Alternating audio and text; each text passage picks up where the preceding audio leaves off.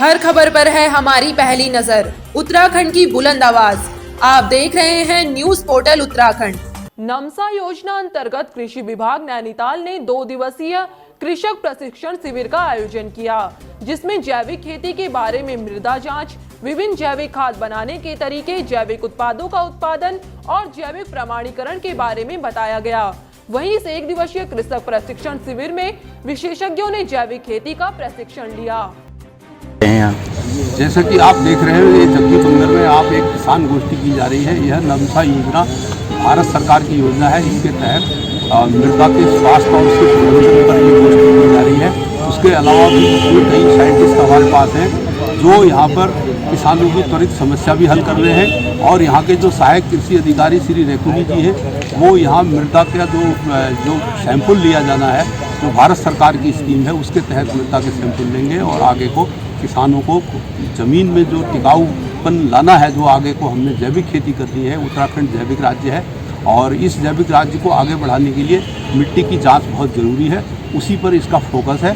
और वैसे कीट रोग का भी यहाँ पर बड़ी समस्या इस समय होती है, इसलिए कीट रोग पर भी किसानों के सामने ही त्वरित जो है जितनी हो सकती है फौरी जानकारी उनको दे करके उसका निदान किया। नमसा के अंतर्गत जो योजना चल रही है हमारे कृषि विभाग द्वारा, ये जो ग्राम पंचायत जगदीप बंदर में आज गोष्ठी है, किसानों से और अधिकारियों के, हमारे कृषि विभाग से अधिकारी हैं, उनका संवाद हो रहा है कि जो उनकी फसलों में क्या नुकसान हो रहा है, कीड़ा लग रहा है या समय से क्या बीज या कोई ऐसी दवाइयाँ जो हमें ऑर्गेनिक बनानी है खेती को 100%, तो उसकी दवाइयों के बारे में या कृषि कैसे उत्पन्न हो, हमारी कैसे वृद्धि हो और किसानों की आय दोगुनी कैसी हो, इस विषय पर चर्चा हो रही है। और किसान आए हैं, किसानों की समस्याओं का निराकरण हो रहा है और उन पर 1 to 1 जो है बातें हो रही थी, उनकी समस्याओं को कैसे निजात मिले और कृषि कैसे उन्नत हो और कैसे अच्छी हो, इस बात पे विषय पे बात हो रही है।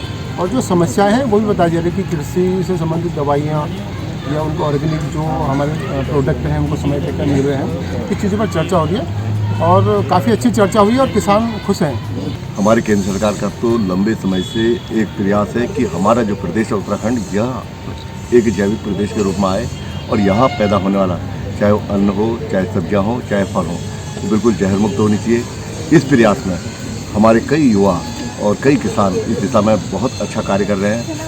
इसी क्रम में मैं कहूँगा, मैं हमारे बीच में अनिल पांडे भी हैं और हम भी हैं। हम लोगों ने एक अलग जगाई थी और उस अलग को जगाते जगाते आज हमारे अंदर इतना बड़ा जुनून आ गया है कि हमें जैविक खेती के अलावा कोई दूसरी खेती दिखती नहीं है, चाहे वो गन्ने की जैविक खेती हो, गेहूँ की हो, धान की हो, यहाँ तक अब मैं सब्जियों में, अभी जैसे आपने मेरे से कहा था कि हल्दी कहाँ निकली थी, तो वो जो एक बहुत बड़ा हल्दी का कंद, मैंने एक पौधे से 25 किलो की जो हल्दी का एक ही कंद निकाला था, उसके पीछे भी मेरा जैविक जुनून ही था। मैं आश्चर्यचकित हूँ कि मैंने एक पौधे से किस तरीके से, मतलब मुझे नहीं पता था कि ये 24 किलो या 25 किलो निकल जाएगी।